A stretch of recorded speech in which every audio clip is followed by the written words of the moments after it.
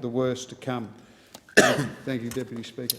And I thank the member for Solomon, and I call the member for Capricornia. Thank you, Deputy Speaker. The recent bushfires in Yeppoon have devastated the community and are some of the worst natural disasters that the area has seen in recent memory.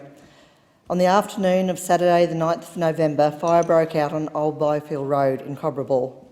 In a matter of hours, the fire spread quickly and immediately threatened lives and properties. I live in Yeppoon and I can remember vividly the smoke haze that fell onto the area. Evacuations were called in the evening and continued throughout the night and well into the next day. Overall, evacuations continued for over 48 hours. The fire frontage totalled 17 kilometres by 13 kilometres, a truly massive and terrifying wall of fire. Deputy Speaker, after the flames subsided enough to survey the damage, 15 homes and 56 structures were destroyed and approximately 12,000 hectares were affected or destroyed, including 8,500 hectares of grazing land. 19 localities in the Livingston Shire Council were affected by the bushfire, including Barmarie, Bungendara, Cobbraball, Adelaide Park, Farnborough, Inverness, Lake Mary and Woodbury. 27 structures and 8 houses were severely to moderately damaged, along with 243 operations or business impacted within the immediate fire-damaged area. And 274 hectares of horticulture and tropical fruit production was also lost to the flames, including the crops on Robert and Jocelyn Sykes' farm and Jack and Ray Cowie's farm.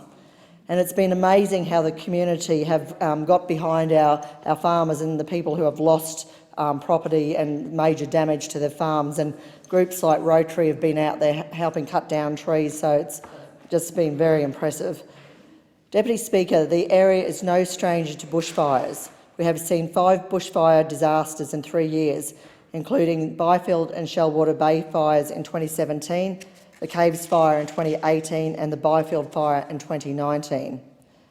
I hosted the Deputy Prime Minister Michael McCormack and the Minister for Emergency Management and Member for Maranoa David Littleproud to Yeppoon last week to visit the farms.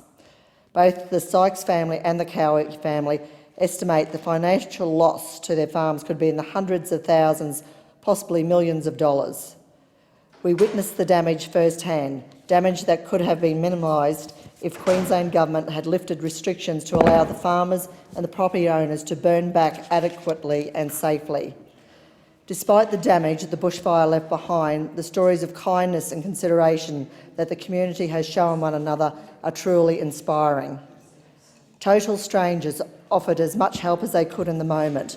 This ranged from an extra pair of hands to fend off the flames near the home, or a small and reassuring gesture like offering a cuppa and a friendly ear to listen.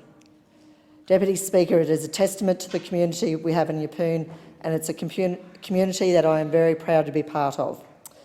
I want to thank and commend all the emergency personnel who fought the flames, often without sleep and without a break for days, the local businesses and the farmers who stood side by side with the fireys.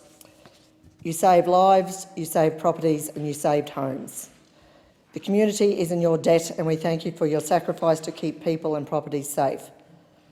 While one of the worst bushfires the area has seen is now over, we still have a long road ahead with recovery efforts and the rebuilding of homes and properties. I'm happy to say that the Australian Government has made available financial assistance to people affected by the bushfires in Livingston Shire. Assistance has been provided through the activation of the Australian Government Disaster Recovery Payment and the Disaster Recovery Allowance. The Australian Government Disaster Recovery Payment is a one-off, non-means tested payment of $1,000 for eligible adults and $400 for eligible children who have been adversely affected by the bushfires.